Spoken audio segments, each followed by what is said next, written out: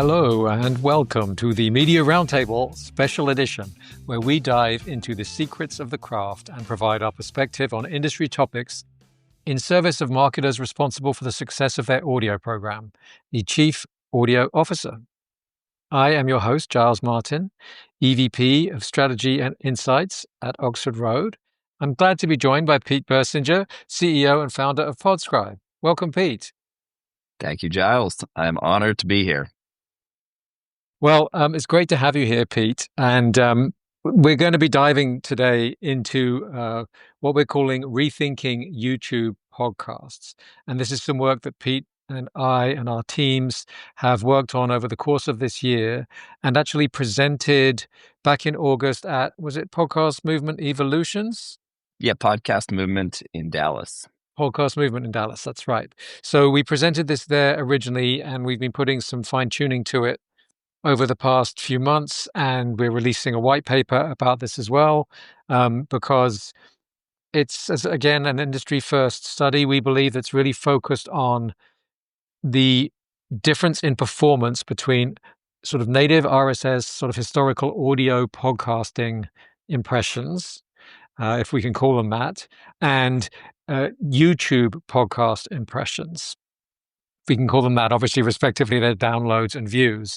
But I think many of you will be aware that in the industry historically, there hasn't really been a very good way to compare the effectiveness of those YouTube impressions and the audio-only impressions.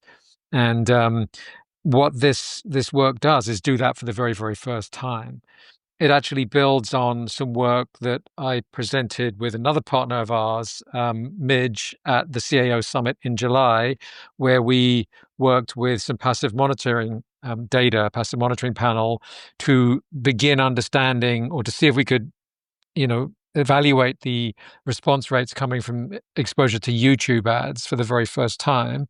And we were able to get some signal from YouTube at that time, but we were not able to take that crucial next step, which is to compare the YouTube impressions effectiveness with the traditional audio impressions effectiveness. And, what the industry does today, well, Pete, you're probably best positioned to speak about that. So why don't you tell us what people are doing for now? All right. Well, first off, I think this topic is probably the most important topic in podcast measurement. I think if you talk to advertisers who are buying podcasts right now, the top thing they want in measurement, the biggest void, the biggest unlocker of revenue is some way to measure the host-read embedded ads on YouTube. And I think just to clarify, it may be obvious to a lot of listeners, but when we talk about measuring the YouTube ads here, we're not talking about the YouTube ads where YouTube stops the video. Thank you. I think it's probably obvious to most listeners, but we're talking about those host-read ads where the host will read an ad as part of their actual content and bake it in to their content. That is where there is a massive measurement void right now. And the reason it's a problem is because YouTube views there's a ton of consumption there. In our latest PPB, we show advertisers who are buying episodic buys. 3 out of 4 of them now actually have YouTube views. And of campaigns that have both podcast downloads and YouTube views, typically YouTube view counts are 60% of the total counts. So it's not a minor matter. It's a huge portion of consumption. So just to set the stage without dodging your question too much. No, thank you. Thank you for doing that. And sorry, if I can just add one thing before you finally get to answering the question. No, we had at the CAO Summit, we had a survey go out to the attendees, and it was a really, really marked thing that came back in their responses. I think 50% of them said they lacked confidence in measurement on podcasts, specifically alluding to YouTube. And we asked another question about, how much would marketers be willing and able to scale budgets if they could have measurement on YouTube that was comparable to what they had in podcasts, and I don't remember the exact numbers, but for example, I think around 25% think that they would probably be able to double their podcast budget. So, there's a lot of potential here, a lot of scale, which just to reinforce your point about this being such an important topic in the industry. Totally. And that money you would go back to creators too, because in Yeah. effect, when the measurement is so difficult, it limits the brands who can advertise there. It limits how much they can advertise and how much they can spend. So it's a bottleneck for the whole ecosystem. And even though it seems to be an advertiser matter, this measurement thing, Yep. it does impact creators because it devalues their inventory if it can't properly be measured. Yep. So to get it last to your I'm question of sorry what is about the dig. I mean, that was totally yeah what is unnecessary. the state of the art?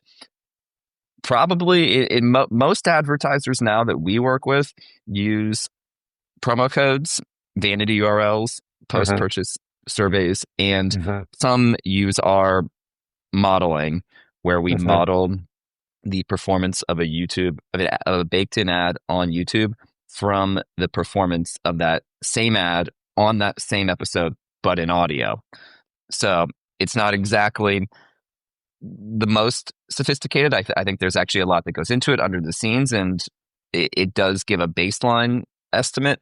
And we can talk about some updates that I think we can make to it that are coming soon. But yeah, promo codes, vanity URLs, post-purchase surveys are the ways people do it without us, and then with us, we can help model it. So is it accurate to say that when you do that modeling, essentially you are assuming that the video impressions work with the same strength as the audio impressions? Yes, exactly. Okay. Which is a big assumption that this work here has tested for the first time ever. And so, yeah, for just as an example, say we have a podcast that has 100 downloads. If we see one conversion come from that, so a conversion rate of 1%, then if we see that same ad occur on the same YouTube episode, and the YouTube episode has 100 views, we'll say, okay, well, a 1% conversion rate on audio, take a 1% conversion rate also on video. So then one conversion for each. So right now it does assume they both are roughly equal. We have a slider where you can adjust it, but I think the reason we did that at first was we honestly had no idea which was more, and it seemed, instead of making an arbitrary guess in one direction or another, make them equal. Yes. I think that's why this is so important. But yeah. Well, I think in the absence of any other data, I think it's the most reasonable assumption you can make, probably. So I think a lot of our clients, at least, were, I think, quite comfortable with that as an assumption, at least getting started. And I think, perhaps a year or two ago, there was a fewer proportion of impressions on YouTube. So it may not have been such a big assumption, or an assumption with such big implications. But now, to your point, if it's 40% or 60% of the impressions that are coming in on YouTube, that assumption becomes increasingly important in terms of its implications for, the industry and for marketers' confidence on, what they're actually able to get accuracy on. Totally. And I think that the survey results you mentioned on the importance of this underscores how the current methods leave something to be desired for, our not only our modeling, but promo codes and surveys. I think they can give some signal, but those results you quoted, I don't think people would be saying we would spend so much more, and so many people would be saying that if the current tools were fully adequate. Yeah.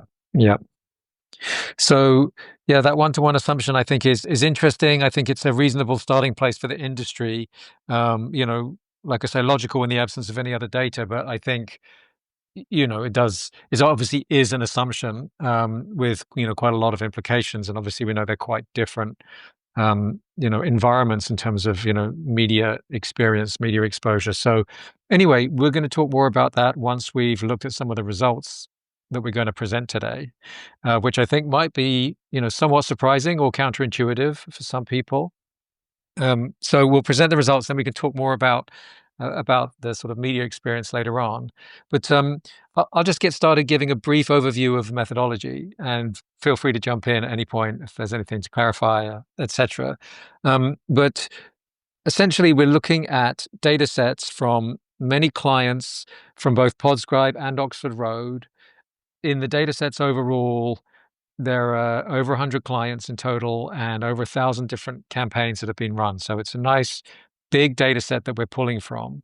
And we actually split it into two separate groups. We had one data set that was focused on advertisers that used promo codes to measure response on YouTube.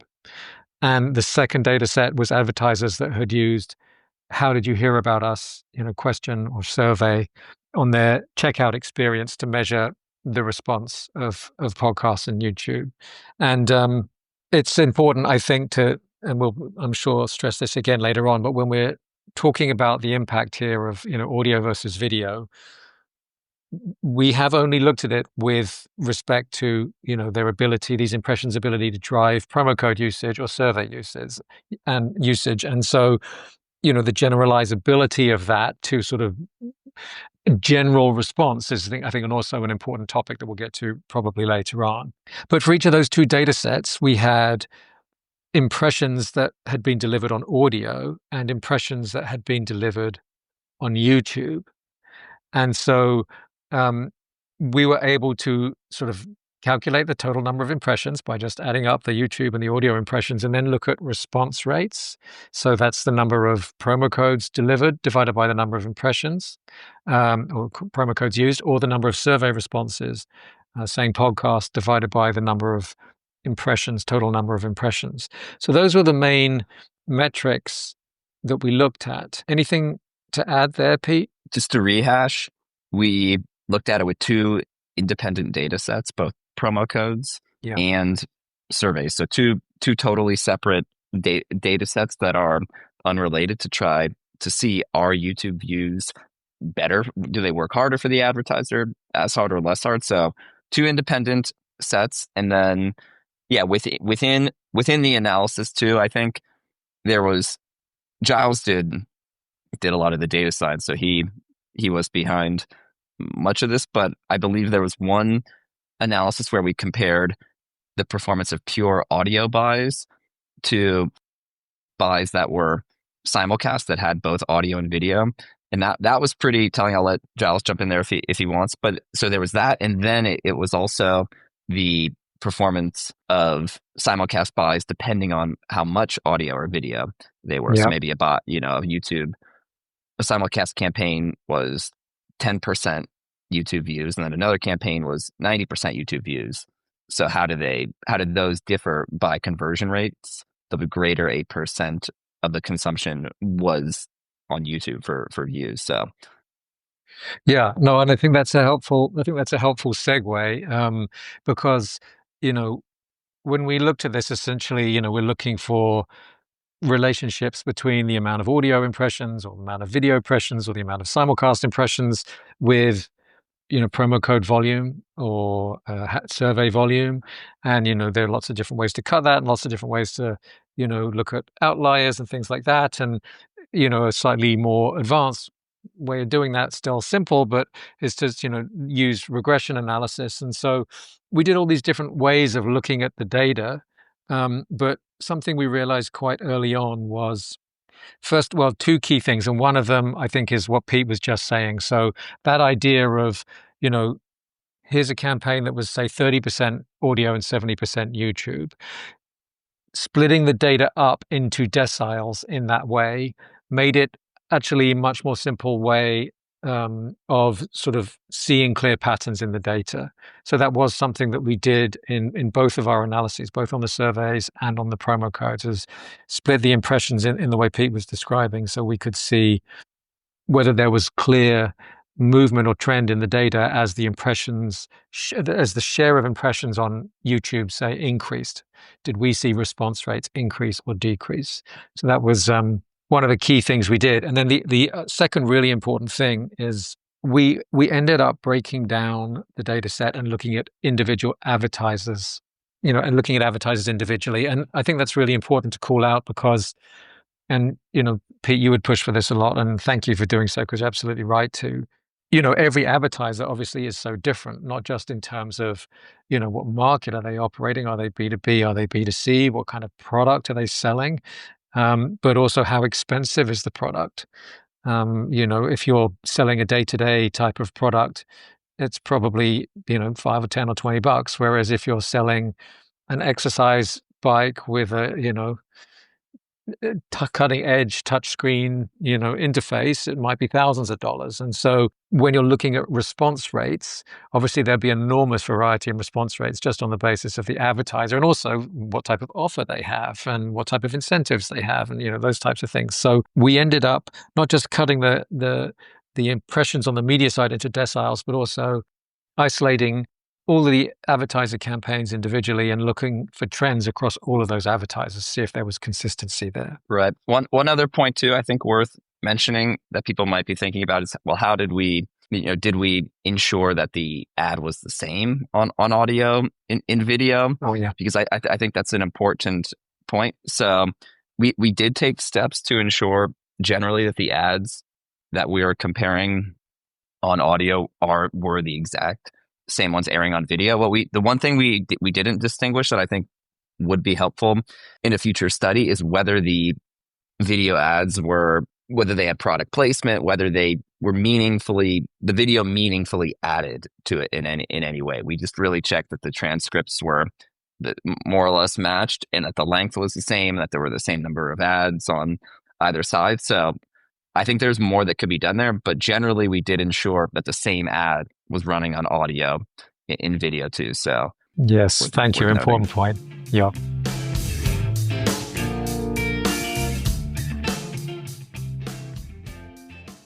Tell me if you've ever heard of any of these companies: Shopify, DraftKings, Oracle, Warby Parker, Mint Mobile, Quince. I am proud to say that half of the top 10 advertisers in podcasting choose to work with Oxford Road. We are now the world's largest podcast advertising agency, and we do so much more than that. YouTube, radio, streaming. We are on 6 continents working internationally. Reach out to us. We'll tell you about Woven, which is probably the world's largest database of show information that's relevant for brands. Orbit, which is $1.6 billion of aggregated performance data used to de-risk every single campaign. Audiolytics, where we can actually measure ad copy and optimize it to maximize performance. We got a lot going on over here. That's why you can read about us in the Wall Street Journal or the Hollywood Reporter or USA Today or Business Insider. But whatever you need, we try to bring thought leadership that matters to you. Sign up for our newsletter that is called The Influencer. When you go to oxfordroad.com, you can always learn more at the Media Roundtable podcast. We got a lot of interesting content. If you just want to learn about this business, and if you don't care, but you just need somebody to make sure that you're getting outcomes that only we can deliver, go to oxfordroad.com and learn more. And make sure you mention the Media Roundtable, because attribution. That's oxfordroad.com.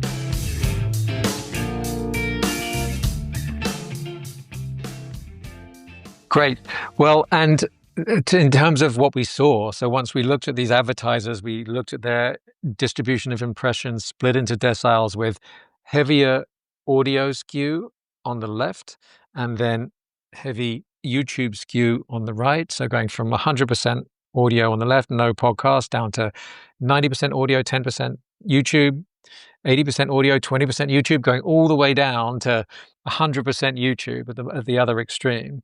And we generally saw, we ended up having, I think, 22 or 23 advertisers in that final data set where we sort of felt we had sufficient, volume to look at those sort of deciles in a way the promo code data set. This is promo codes. Yes, sorry, promo codes.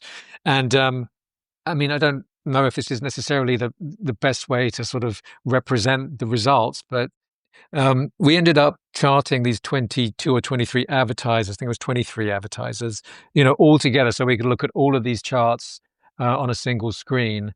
And 18 of those 23 had a downward trend line of, either a mild one or a more extreme one, showing that as the percentage of YouTube impressions increased, the amount of promo code response, relative to the number of impressions, the response rate or the efficiency in terms of driving promo codes tended to decrease.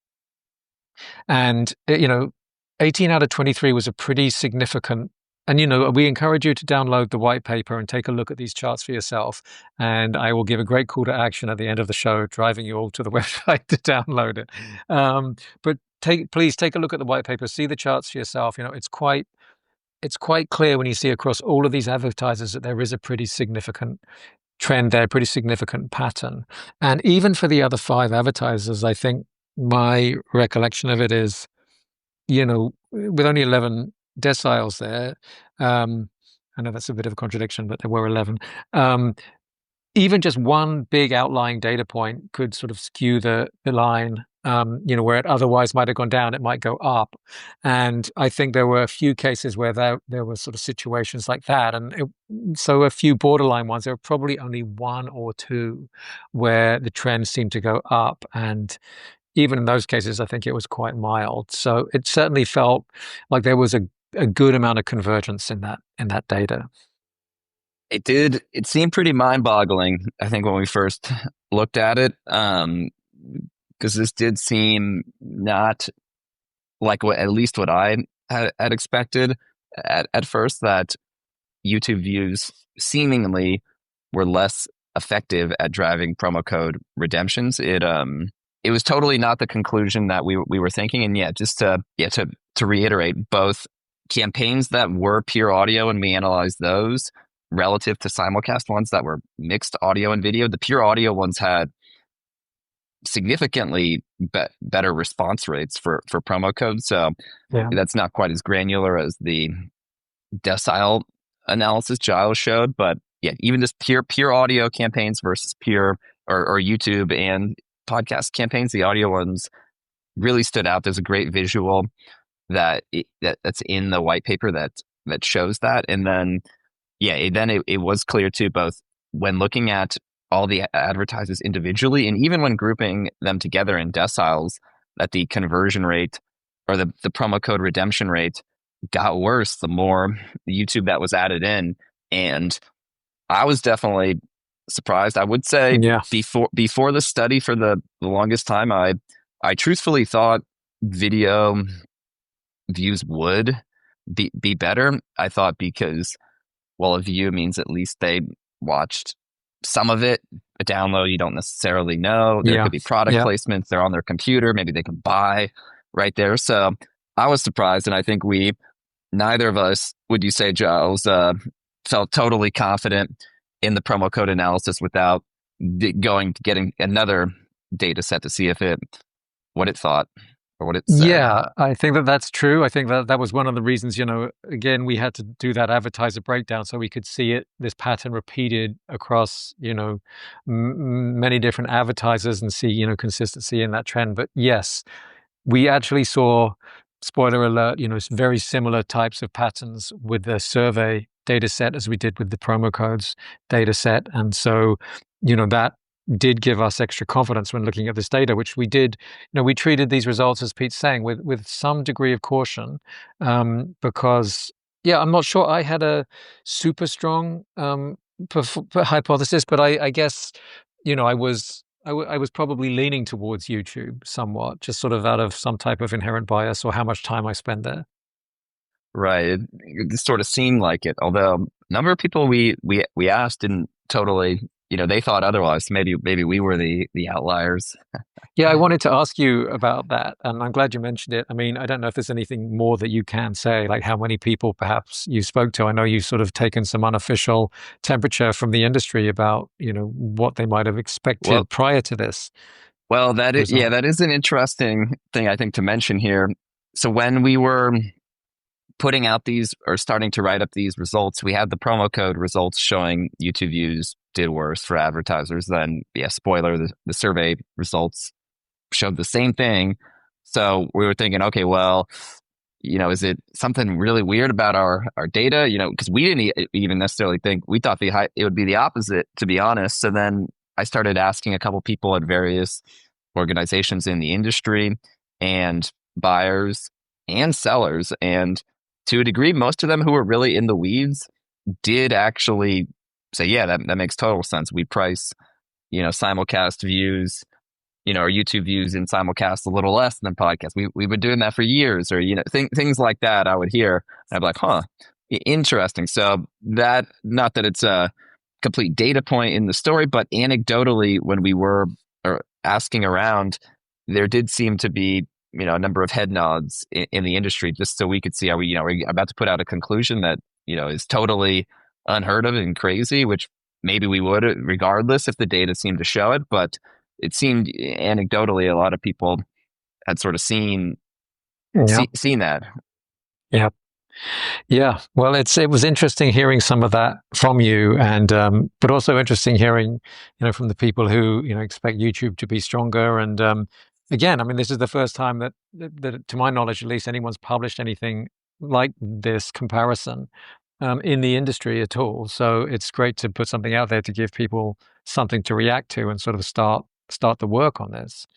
Especially as podcasting becomes more fragmented and we have, for at least the time being, no unifying download or impression or play metric, it is super important to know what is the relative value of each of these different metrics that we're receiving, because surely they're not equal. It's just a matter of, though, how can we dig in and analyze what's the the relative worth. Mm-hmm. So I think we can get into the discussion quite quickly here. I mean, in terms of the actual results that we found. So on the promo code side, our model ended up estimating that YouTube impressions are about 25% less effective than the corresponding audio impressions, in the same shows, same episodes, same campaigns. Again, that's based on promo code response specifically. And for the survey data set, the second data set, we actually ended up having a smaller data set there because promo code use is more widespread than survey results. And in terms of sort of having enough sample in there for those advertisers, we ended up using 7 in the data set for the decile analysis, looking at the survey results. 6 out of those 7 advertisers, similarly to what we saw with promo codes, showed a sort of clear downward trend as we go to the right, a downward trend in the number of survey responses indicating a podcast, as we went to a sort of higher percentage of YouTube impressions, and a similar type of model there estimated that YouTube impressions were 18% less effective than pure audio impressions at driving survey responses.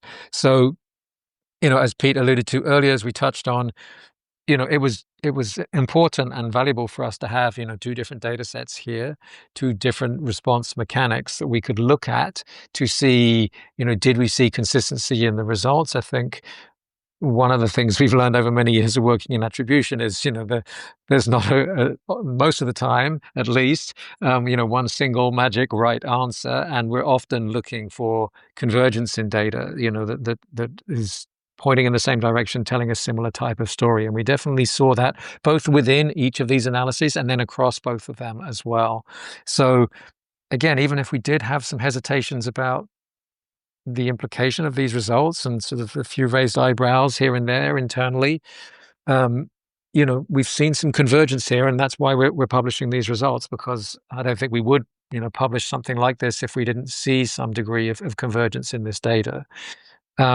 So, I mean, we can get into now some of the thoughts and hypotheses on what might be going on here. But before we do, Pete, you might want to jump in with any final points. Well, to recap, when you say the YouTube views are 25% worse based on the promo code analysis and 18 based on the survey results, just to try to put that in an example, and you can let me know if my numbers might be off. But say for example, you're as a listener, you're an advertiser, and you have 1,000 podcast downloads and 1,000 YouTube views. If the 1,000 podcast downloads drive 10, call it 10 Yeah. conversions, then you could reasonably expect that same number of YouTube views, 1,000, to drive 7 or 8 Yeah. Exactly. conversions. So, Yeah. so from the other side of it, it's even more drastic if you say, well, how much more efficient are podcast downloads than YouTube views? Maybe it's closer to 30 something percent if you sort of flip it. But yeah, so it makes sense. But yeah, the reactions, what were you, how do you rationalize what's happening here?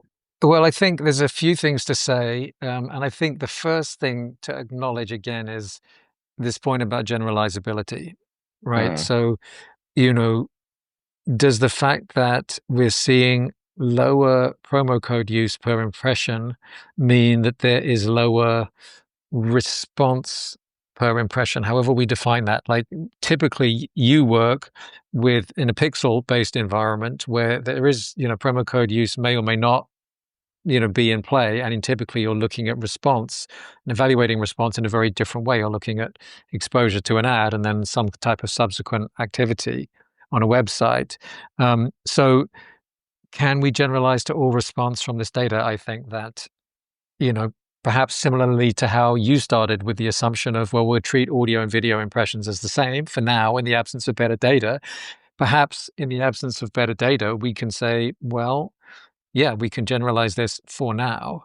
I think, one of the key things coming out of this, which I know we'll touch on before the end, but is, this is just the first piece of work that's been done on this. Like, we'd love to see more studies. We'd love to see refinements of this work, and perhaps the story may change over time.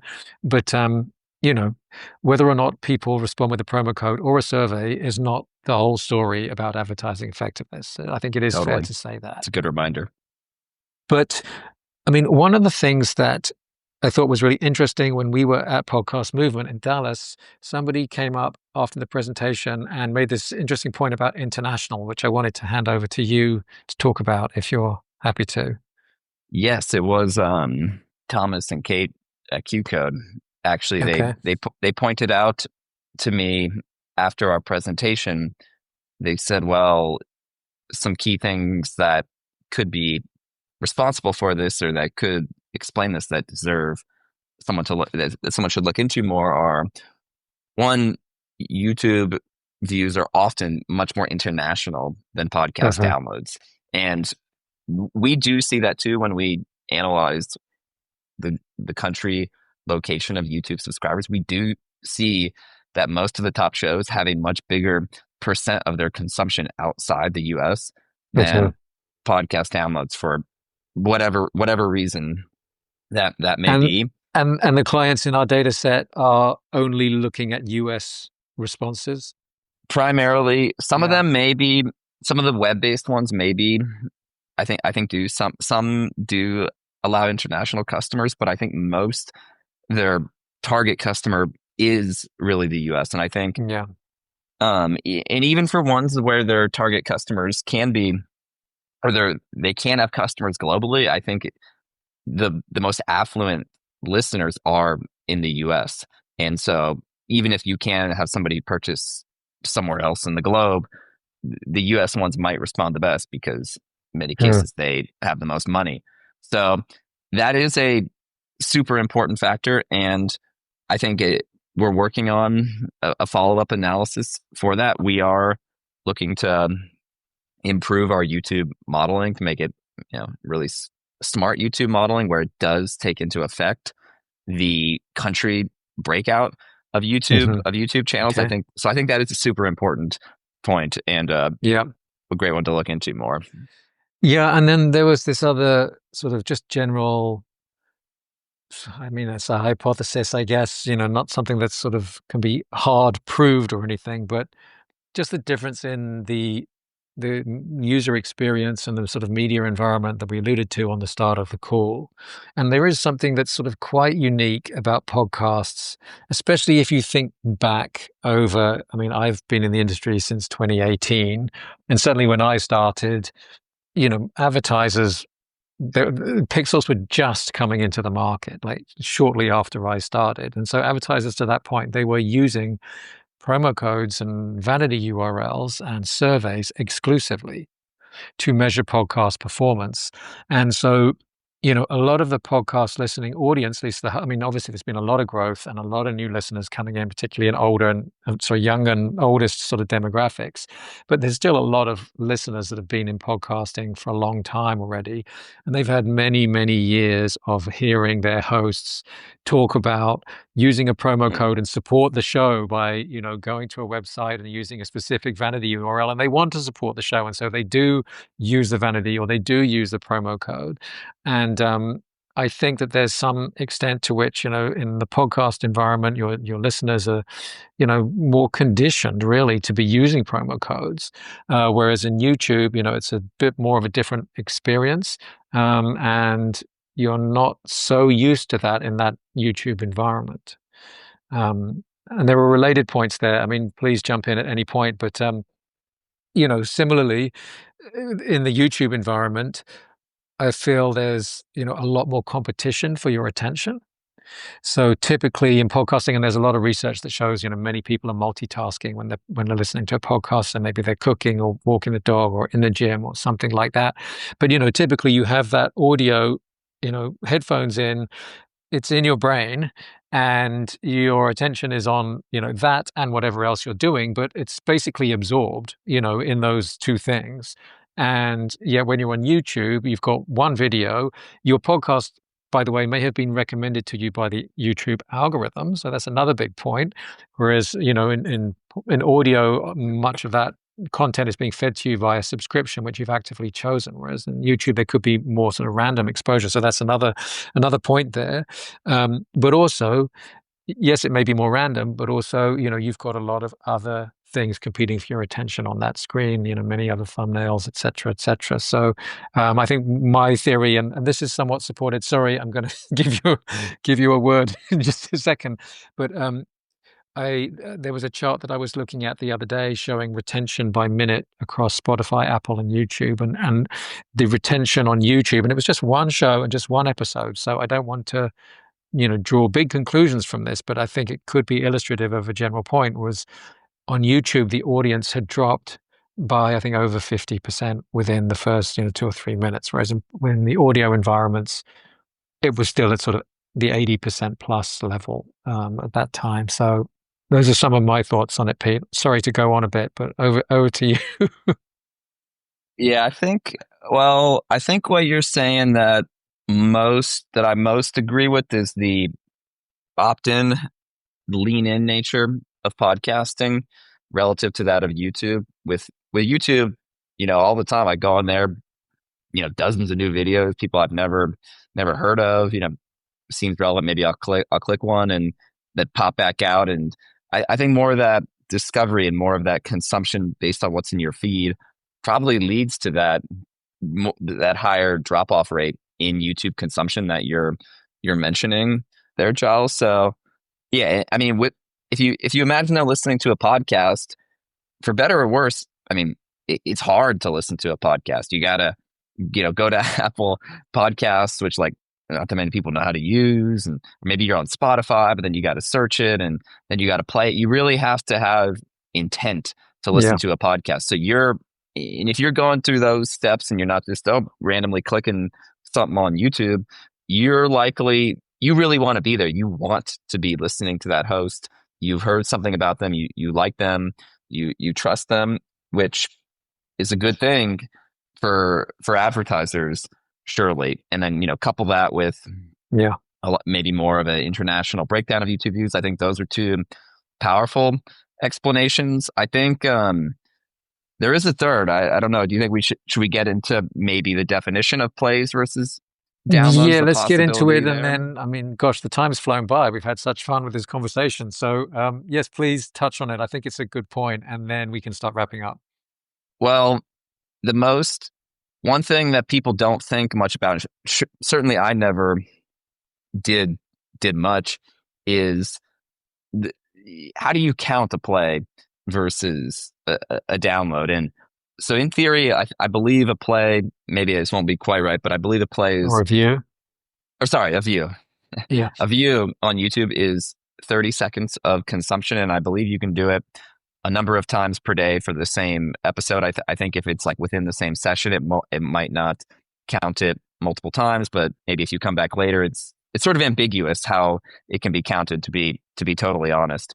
And a download is counted when your phone or device downloads at least 1 minute of content for whatever episode you're listening to. So they're very different counting mechanisms. And on the surface, it may seem that, oh, a play is, that's, for the same amount of consumption, a play count would be lower, because like a download, they could be downloaded and then you never even listen, which one might think. But I don't think that's necessarily the case. I think it is possible that, because maybe you can have a play a number of times per day and we don't have exact insights into the YouTube algorithm, it is possible if I stop this Rogan episode now, come back later today, or tomorrow and play it again, that's going to be like 4 plays. But a download, though, I downloaded it once to my phone today. Maybe I listened to half the Rogan episode today, half tomorrow. It's still 1. So I don't think it's necessarily the case that that downloads are, more inflated. I think there's a very good chance it could be the opposite. In fact, that downloads are more conservative than plays. I don't think we can know for sure, or maybe we'll ever know for sure without the third party looking at the YouTube consumption, but it's worth keeping in mind, I think. Really interesting. So you're saying that really there's, no apples to apples unit of exposure, and therefore, are we even really comparing the same things? And actually, could there be a pretty significant sort of delta in terms of what these metrics really represent? Right. And I think in the Spotify scenario, they've recently released their play metric, which is a consumption-based metric, they believe, similar to YouTube views. They still have their streams metric, and you can, if you're a creator, see your podcast downloads on Spotify. And I think in a lot of cases, if you look, what you'll notice is that the play counts are actually higher than the streams or download counts, which is very counterintuitive. You would think the plays would be less. So that's just one example, but I think it just to illustrate, we don't really know much about a view or how it's counted, and it very well could be, the counts could be inflated relative to downloads. Yeah. If only there was some industry initiative trying to solve this. Anyway, so before we move into some recommendations for brands and people on the sales side as well, just a couple of, we already mentioned these qualifiers, but the international piece I think would be a great next step, which I think you said you're already working on. But any way that can be tackled would be really helpful, I think, because if we could eliminate that element from the analysis, and focus on other variables, that would help to, confirm or deny what we found here. And someone else made a good point, and perhaps you touched on this already. I think you did, but we're really treating all simulcast ads as the same with this analysis. There's no distinction between ones that are basically just an audio ad with a logo, thrown over the top for 30 seconds versus one that is, got a real, strong visual component where perhaps the host is leaning in, or perhaps one further where the host is maybe doing a demo or actually showing the product or doing some type of unboxing. Like, these are all very different sort of ad exposure media experiences. And for now, again, like, we're treating everything as one. So these are some ideas for how we could take this, this exploration further. And again, this is just the start. Also, where the ad is, where the ad is in the episode too. That's I think one other important fact. Maybe the podcast ad is early on. Maybe the YouTube ad was put right at the end, where 90% of listeners are not making it to. Yep. Well, and that was one of the recommendations that I had both for for the buy side and the sell side. Like, if you're a buyer, the issue of, if we buy that hypothesis, right, of the drop off being much quicker on YouTube, then if you're a buyer, the value of the insertion varies enormously by the placement. which is something that may not get significantly, incorporated into the negotiation right now, but could be that the price is, 2 or 3 times, let's say, or the value is 2 or 3 times, higher for a pre-roll, for example, than it might be for a mid-roll. And so these types of things are really important to start addressing in negotiation and really looking at where your ads are running and are you get a fair and even rotation of ads, both in pre-rolls and in mid-rolls, and, not getting skewed perhaps towards parts of the show that are not getting so much ad exposure. That's one obvious area for, the market to be looking at. Super important. Yeah. I think briefly some other thoughts. This is an obvious point, but like treating audio and video ads differently. For example, Podscribe already alluded to the fact that Pete said they have a 1-to-1 sort of YouTube versus audio. That's where they start with their modeling, but actually now there's a slider in their platform where you can now adjust down the assumptions about how hard the video is working. So I think it's important to treat audio and visual impressions differently moving forward, whether you're looking at analysis or sales or anything else. I think if you're using surveys, I think it's really important to try and distinguish between the audio and video elements of a podcast. I think it's possible in a survey if you get it set up right and you're really clear about how you ask those questions. And that could be a really valuable source of data for us and the industry as we move forward, as more brands start to really pick apart the audio and the video signals there. We talked about the importance of tracking internationally and picking that apart. And I think, if video is an important part of the buy, if you're on the sales side, or if you're, in media strategy, anything else, can we do more now? Video is becoming, a real sort of endemic part of the ecosystem to leverage video strengths when we are there, and sometimes when we have clients come to us and perhaps they're in, say, fashion or something like a category that's a really visual category, often they have hesitations about, can I get this to work in, an audio only environment? And I think often even very visual brands can. But if you are a visual brand and you're running in YouTube, can you really take advantage of that YouTube environment, that visual environment?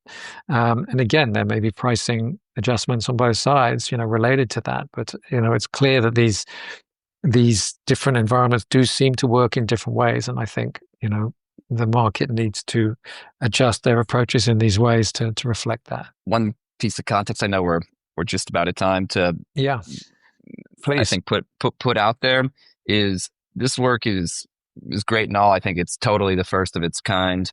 I think it sheds light, a very interesting and useful light on how downloads compare to views. But it is all worth keeping in mind. This is not really our first choice.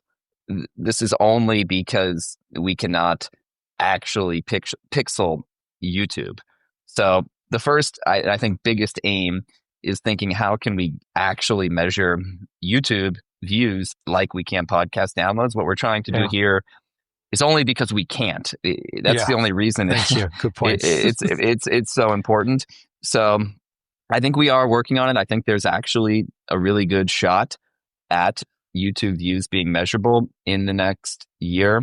If you're a creator and looking to get into YouTube dynamic segments, I think we'd love, Oxford, we'd love to chat to see how can we discuss with you and with YouTube how can we make those measurable? Because I think with the changes that are coming up right now, it is the time to discuss it and make sure when this is all rolled out, that measurement is not some afterthought, in that actually, if you're a creator, it is. We think measurement is possible and it's definitely doable. And now is a great time to discuss it and let your voice be heard. You're alluding specifically to YouTube's effectively the DAI test, which I think for creators. I think is coming out early next year. There's been some press releases about it earlier this year, but early next year, I believe. Yeah, I think a big opportunity for creators and advertisers to, prove the value of those investments. All right. Well, let's leave it there. We have had a great conversation. Thank you, Pete, so much for joining and for collaborating so openly on this, and sharing data and resources, thought leadership, etc. So thank you, and thank you to our loyal listeners and our new listeners for listening. Appreciate you joining us today, and I urge you all to visit our website. Go to oxfordroad.com and go to our thought leadership page. And on the oxfordroad.com thought leadership page, you will find the Rethinking YouTube white paper. And please go and download that white paper today. And you will see, all of the charts that Pete and I referred to, and some other ones, and, perhaps some more articulation of some of the points we've been discussing here. So oxfordroad.com, thought leadership, Rethinking YouTube. And with that said, this podcast is brought to you by Oxford Road, where we want you to succeed in audio and to use influence for good. As members of the marketing community, we have the power to advance voices that don't just entertain, but edify, to build bridges across differences and preserve fair-minded discussion across the most important topics of our age. If you're a marketer looking to align your brand values with extraordinary business outcomes, reach out to our agency, Oxford Road, by visiting oxfordroad.com and subscribing to our weekly newsletter, The Influencer, or contact us. We'd love to hear from you. If you have any feedback or suggestions about the show or anything else, you can also reach us at info@mediaroundtable.com. Thank you very much again to Pete and to the team at Podcast One, and Haley and Bianca and all the team at Oxford Road. As always, influence responsibly.